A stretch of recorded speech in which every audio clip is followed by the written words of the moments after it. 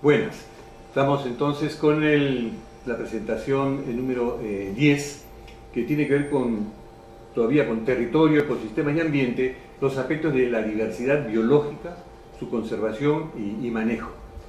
Aquí en la lectura correspondiente a esta presentación 10 vamos a tener una revisión de la Agenda 21, que tiene que ver sobre todo el capítulo 15, que se refiere a conservación de la diversidad biológica. Tenemos ahí el link necesario, que va a estar también colgado en la plataforma. El enfoque ecosistémico es sumamente importante en la gestión de los recursos naturales. La diversidad biológica se deriva, lógicamente, de la diversidad geográfica, de la diversidad climática, y a su vez determina la diversidad cultural que se aloja para hacer uso, aprovechamiento y subsistencia o empresa de estos ecosistemas. El enfoque ecosistémico es sumamente importante para la gestión de los recursos naturales. Si no tenemos un enfoque que integre las visiones, que relacione a los recursos unos con otros, su territorio, su entorno, su origen, etc., estaríamos tratando individualmente los elementos de la naturaleza, y ya sabemos que la ecología trata de las relaciones entre los elementos de la naturaleza mucho más que de los elementos en sí, o tanto como los elementos en sí. Es un enfoque estructural. Entonces, que el enfoque ecosistémico para la gestión de recursos naturales es una aproximación metodológica, como dice allí, que aplica las teorías de sistemas complejos y ciencia para el buen gobierno de los ecosistemas. Siempre entendemos los ecosistemas como sistemas complejos, híbridos de sociedad y de naturaleza. Este enfoque conjuga pues un conjunto de derechos y procesos de obtención de consenso social. Este es otro elemento importante para entender el enfoque ecosistémico, con principios ecológicos sobre la organización de la biodiversidad y los ecosistemas, pero también basado en la sociedad que hace uso de estos ecosistemas. Este enfoque es compatible con un enfoque de servicios ecosistémicos también, que proponen los ecosistemas del milenio, el acuerdo global para mantener los bienes y servicios de los ecosistemas naturales. Y es compatible también con un enfoque de ecosalud, es decir, la salud de los ecosistemas, la salud de las poblaciones que hacen uso de estos ecosistemas, tanto poblaciones humanas como poblaciones también de seres vivos. La biodiversidad necesita una gobernanza también, como todos los elementos que incorporamos en el concepto de ecología. Los recursos de la biodiversidad y el ambiente son bienes comunes, no tienen una propiedad establecida, definida. Y esto, por tanto, es un riesgo que se ha dado en llamar la tragedia de los comunes. El primero, que fue Harding en 1968, quien le llamó a esto la tragedia de los bienes comunes. ¿Cuál es la tragedia de los bienes comunes? Que por ser comunes, nadie se siente responsable de su conservación, de su adecuada gestión, de su permanencia en el tiempo, de su duración, etc. Entonces, la tragedia es que son comunes y nadie se ocupa de ellos al mismo tiempo de ser comunes. Es una contradicción, una tragedia. En fin, ahora, esto de manejar los recursos de la biodiversidad de manera organizada y responsable puede funcionar en algunas sociedades más desarrolladas, y de hecho así ocurre en algunos países. Sin embargo, en contextos sociales y culturales como los nuestros, en los países en desarrollo, en el Perú por supuesto lo tenemos también, tienen un bajo nivel de respeto a la norma siempre hay que evadirla, no es entonces la mejor opción determinar a todos los bienes comunes, o en todo caso hay que hacer un proceso educativo muy intenso y de gran duración para que eliminemos esta tragedia y los bienes comunes realmente se traten como eso, con gran altruismo, todos seamos responsables de los bienes de otros que van a servir a otras personas. ¿Cuáles son las opciones de conservación de la diversidad. ¿Y por qué decimos conservación? La diversidad biológica tiene que conservarse, está en disminución, está en reducción, está en permanente cambio también podría decirse, porque ha cambiado siempre a lo largo de la historia de la Tierra, pero siempre hay que tener también una idea de conservación de esta diversidad biológica tal y como se ve. Y en el Perú, como lo hemos visto anteriormente, tenemos una altísima diversidad biológica. Diversidad biológica que tenemos que conservar, y aprovecharemos también para dar algunos conceptos de cómo se debe conservar o qué es conservar. Tradicionalmente hemos copiado el modelo del norte, en general de los países desarrollados, que es rico y respetuoso de las normas y tiene más cultura de ciudadanía, con institucionalidad fuerte y con un sentido más acendrado de solidaridad y de compartir con el prójimo los bienes. Hay una serie de leyes, más en nuestro caso, en los casos de los países en desarrollo y en el Perú especialmente, ponemos mucha más atención en las leyes, en los reglamentos, en las estrategias, la vigilancia, el control público, hacemos parques nacionales donde está prohibido hacer esto o hacer esto otro, y esto tiene en realidad una eficacia muy limitada. Algunos incluso proponen la privatización, porque los privados sí van a tener algún interés pecuniario en conservar los bienes y los ecosistemas. Pero eso ya es una discusión mucho más política. Los enfoques de conservación de la diversidad biológica son un poco dispersos para los legos, los que no están envueltos en esta problemática, pues se habla a veces de preservación. Preservación es mantener tal y como están los recursos. Eso implica a su vez protección, y la protección es eso, nada más, una protección para que nadie los use o nadie los degrade.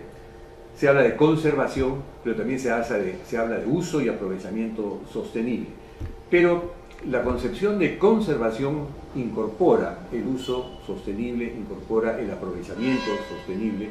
Por lo tanto, conservación es el término más amplio, implica también en algunos casos necesario la protección para preservar, pero también la posibilidad de hacer un aprovechamiento sostenible, moderado, que pueda mantenerse en el tiempo sin que se afecte el ecosistema, sus bienes y servicios.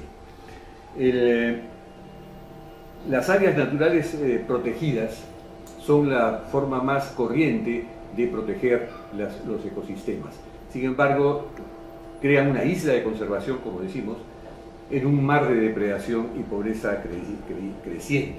Entonces, las áreas naturales protegidas son un instrumento, una herramienta de conservación, pero no es la única, por razones que vamos a ver a continuación.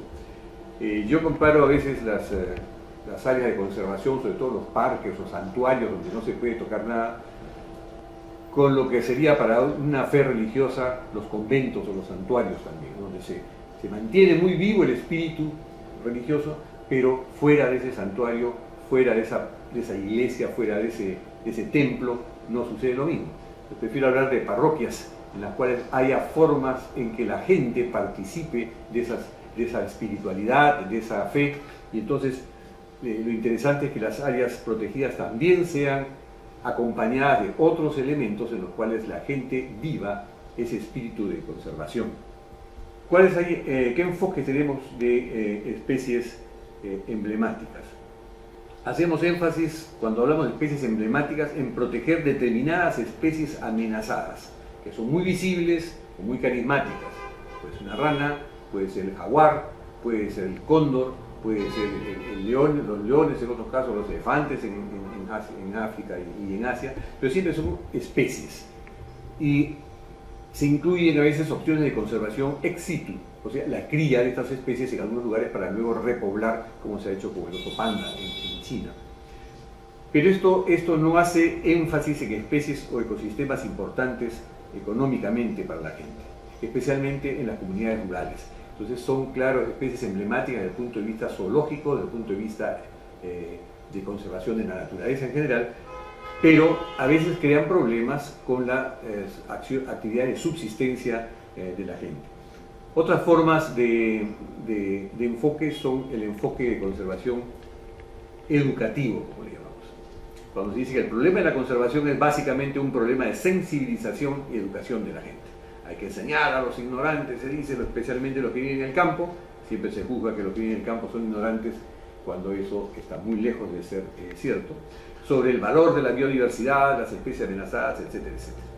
Sin embargo, hay que tener mucho cuidado con estos mensajes, como bien nos lo dice, hemos tomado estos mensajes de José Álvarez Alonso, biólogo del Ministerio del Ambiente del Perú, especialista en diversidad biológica y a cargo, felizmente, de ese sector en el Ministerio. Porque él dice, ojo con este mensaje ambientalista clásico. ¿Para qué queremos, dicen la gente que está en el campo, cuidar un pajarito o un jaguar, o un indígena? ¿Para qué quiere cuidar un jaguar? El pájaro se come, es alimento en las zonas rurales, especialmente en la Amazonía. El jaguar para ellos no es que sea bello, ni amenazado, ni una especie emblemática. Se come sus animales de los indígenas, y esto es un permanente choque. Entonces, ¿cómo llevamos un mensaje de conservación a la gente que vive en el campo, por parte de gente que no vive en el campo ni sufre estas pérdidas por estos depredadores, para decirles no puedes matar, no puedes destruir estos hábitats, no puedes cazar esos animales? Realmente, como dice, el estómago vacío no entiende de razones éticas ni estéticas. Necesito ese animal para sobrevivir, o necesito eliminar su amenaza a mis animales domésticos. Entonces, estamos hablando de realidades diferentes.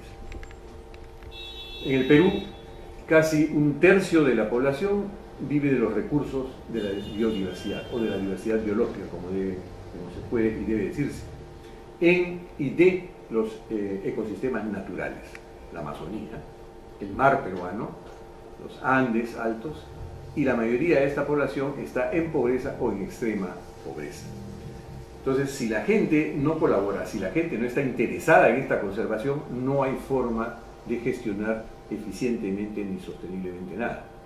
Entonces, como no es posible gestionar la diversidad de recursos en un territorio como el del Perú desde un escritorio y a punta de normas y planes, ignorando la pobreza, tenemos que crear nuevas formas más innovadoras. Hay ejemplos y formas de hacerlo tomadas de otras experiencias y países, para tener nuevos enfoques de gestión inclusiva.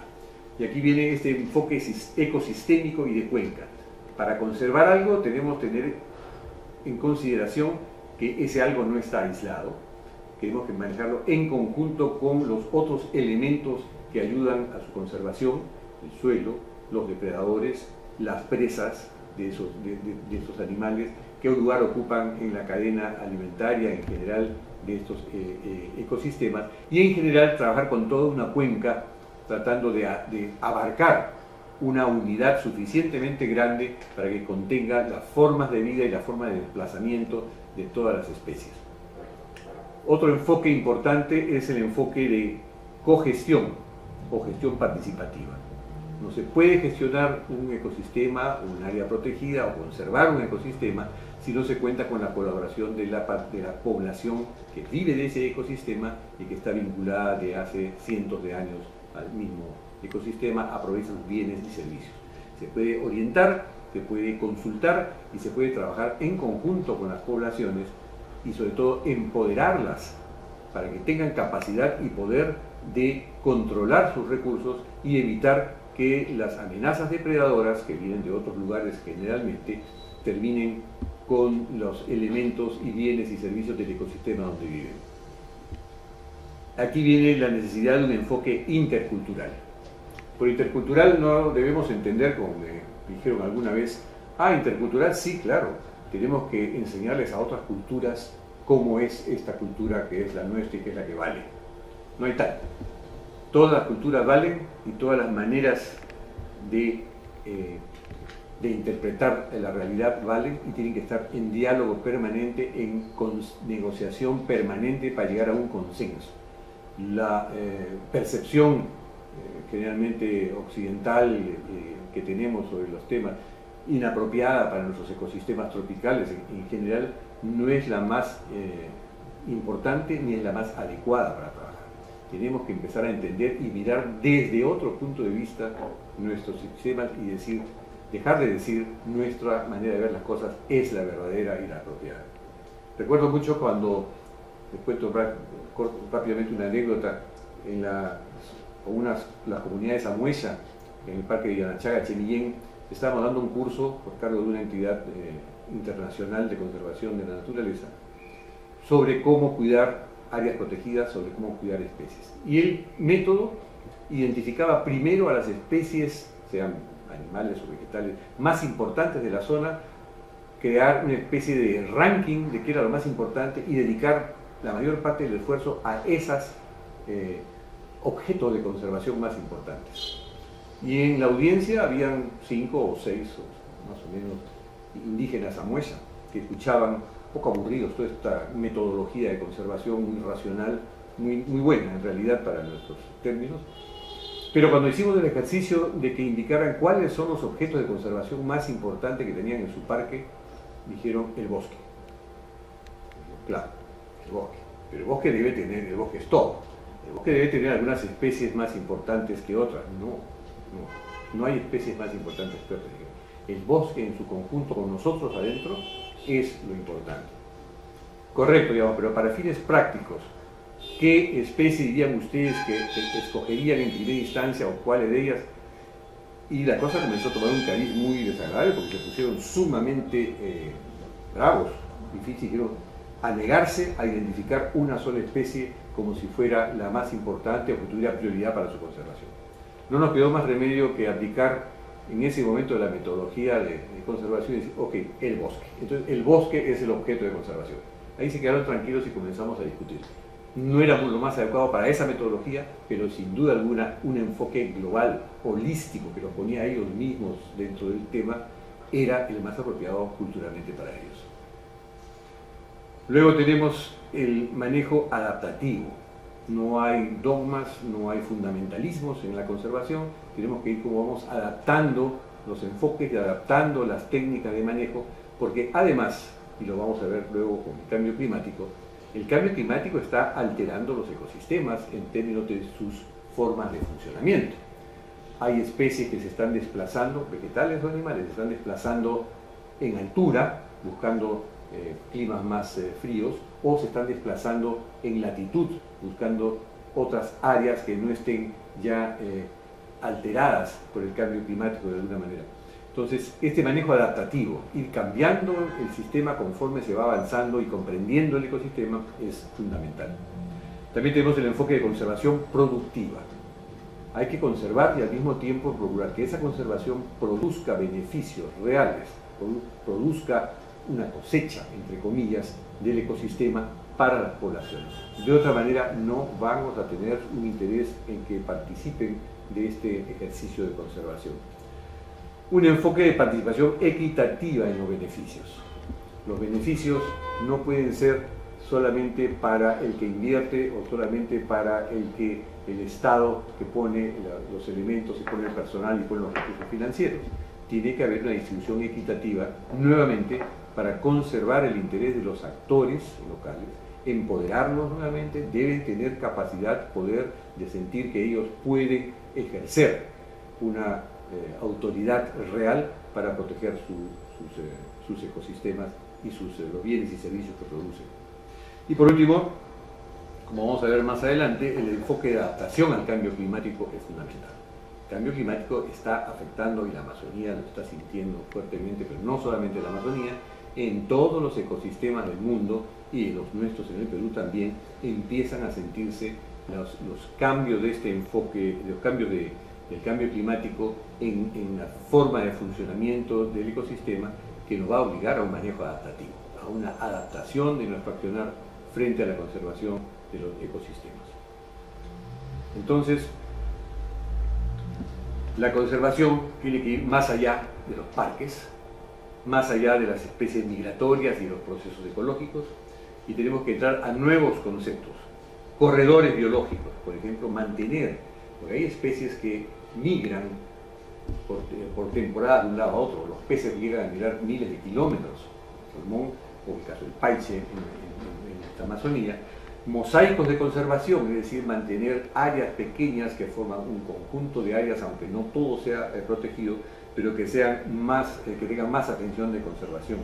zonas de amortiguamiento, es decir, rodeamos el área protegida de otra área que ya está habitada, en la cual se puede hacer aprovechamiento de los recursos que exceden de esta área protegida y que también deben estar reglamentados como una zona de amortiguamiento de amenazas y amortiguamiento del exceso que pudiera producirse y que atraiga pues una depredación. Entonces es un área colchón, un área de trabajo intermedio. Enfoque ecosistémico, como lo hemos dicho, y de cuenca, poblaciones viables. Hay aquí algunos casos bien interesantes. Ven esta foto aquí del Parque Yellowstone. En Yellowstone ha habido una experiencia sumamente interesante. El Parque Yellowstone estaba degradándose en cierto sentido. ¿Por qué? Porque se había sobreprotegido a las especies de cérvidos, a los ciervos, a los venados. Se había eliminado los lobos porque atacaban y se comían a los venados.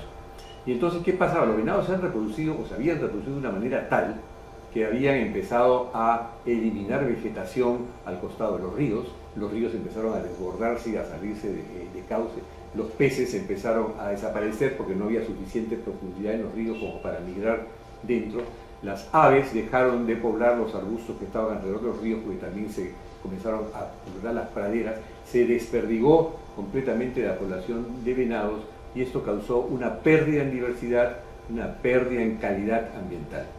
¿Cuál fue la solución? Se introdujeron los lobos nuevamente. Se llevaron grupos de lobos, se introdujeron en el parque y a ver qué pasaba. Fue todo un éxito. Los lobos empezaron a confinar las poblaciones de venados. Los venados comenzaron a refugiarse en determinadas áreas. Por supuesto, también hubo una especie de saca. La población ya no era viable, la población de venados, los lobos comenzaron a bajar el crecimiento de esa población, pero sobre todo los venados dejaron de visitar las áreas donde estaban los lobos, que no fueron a las partes más bajas donde estaban los venados. Entonces la población de venados comenzó a confinarse, comenzó a regenerarse la vegetación, comenzaron a regenerarse arbustos y árboles, volvieron las aves, el río regresó a su cauce, porque comenzó a ser, digamos, limitado ya por la recuperación de la flora en las riberas, volvieron los peces, porque ya los ríos se hicieron más profundos, más digamos, beneficiosos para los peces, y en general se restituyó lo que era el ecosistema antes de que hubiera intervenido el hombre. Esto es una lección. Hay quienes dicen que no es así y que no fueron los lobos, o bueno, lo cierto es que eso ocurrió y ocurrió a raíz de que se impusieron los lobos. Entonces, más allá de las áreas naturales protegidas, porque ya desde el principio del siglo XX nos hemos percatado que las fronteras de muchos parques no garantizan protección a largo plazo de especies migratorias y de procesos ecológicos. Tenemos la idea de que la confinar en un área determinada de tantos kilómetros cuadrados es suficiente, pero los rangos migratorios suelen exceder mucho a estas áreas protegidas. Entonces, en muchos parques y reservas se han establecido más con un criterio político, un criterio zonal y no con un criterio ecológico o técnico. Por otra parte, nuevamente, el cambio climático. Si pensamos en 3 grados, que no es un imposible, como vamos a ver luego en las presentaciones implicaría desplazamientos de la vegetación de unos 250 a 300 kilómetros de latitud, es decir, de norte a sur o de este a oeste, y unos 500 metros en elevación, en altitud, porque empiezan muchas especies a buscar otro. Eso está sucediendo con la papa, está sucediendo con el maíz está invadiendo o entrando a zonas que antes eran solo de papa, se está achicando el maíz famoso de nuestros valles de Lubamba, y la papa está subiendo también a zonas donde antes había pastos solamente. Entonces hay todo un desplazamiento que afecta no solamente la economía, sino también la conservación de la diversidad biológica.